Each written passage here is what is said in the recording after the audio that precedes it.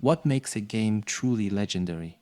Is it the story, the characters, or is it the challenge, the kind of difficulty that pushes you to the edge of your sanity? There's one game that's infamous for doing just that, a game that's earned its place in history as a test of pure skill and determination. Ghosts and Goblins. But why did this seemingly simple arcade title become a nightmare for players? Today, we uncover the secrets behind its brutal design and the legend that still haunts gamers to this day.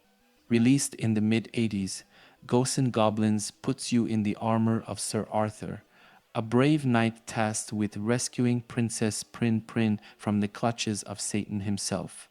Sounds straightforward, right? But from the moment you press start, you're thrown into a relentless gauntlet of enemies, traps, and a timer that ticks away like a death sentence. Players quickly learned that every step forward felt like a gamble with fate. What made this game so merciless? Was it a design meant to eat quarters in arcades? Or was there something deeper behind its infamous difficulty?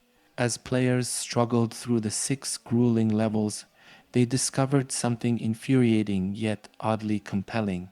Ghosts and Goblins wasn't just hard, it was deceptive. Hidden enemies would spawn out of nowhere, requiring lightning fast reflexes. Power ups?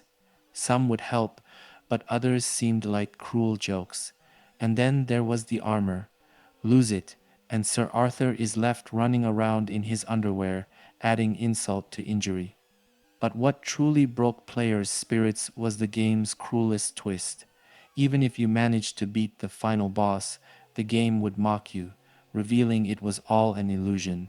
You had to replay the entire game to reach the true ending. Few ever made it. Over time, Ghosts and Goblins gained a reputation as one of the hardest games ever made.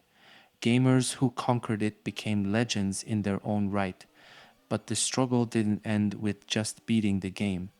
It became a matter of pride, a badge of honor to say you'd endured its relentless punishment. Forums and arcades buzzed with stories of players who claimed to have beaten it without losing a single life, a feat so rare it felt almost mythical. But what drove them? Was it the thrill of triumph, or was it the game's sinister pull? A challenge so tantalizing it kept you coming back, no matter how many times you failed. Many have speculated about why Ghosts and Goblins was designed the way it was. Some say it was purely a business move, a way to ensure players kept pumping quarters into the machine.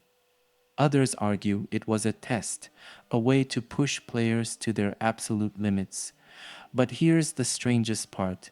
The game's creator, Tokuro Fujiwara, once admitted that he wanted the game to feel impossible. To him, gaming was about perseverance, about learning through failure. He believed that true satisfaction came not from an easy victory, but from overcoming the impossible. Decades later, Ghosts and Goblins still stands as a testament to gaming's brutal past. It's inspired countless sequels, spin-offs, and spiritual successors, each carrying the torch of its legendary difficulty. But for many, the original remains the ultimate test of skill. Players still return to it, determined to prove they can conquer its trials. The game has become more than just a challenge, it's a rite of passage, a reminder that even in the face of impossible odds, victory is never truly out of reach. Ghosts and Goblins wasn't just a game, it was a crucible, a relentless gauntlet that tested not just your skills, but your patience and determination. And even today, it continues to haunt and inspire. So, are you brave enough to take on the challenge? Or will it remain an unsolved mystery in the realm of retro gaming legends?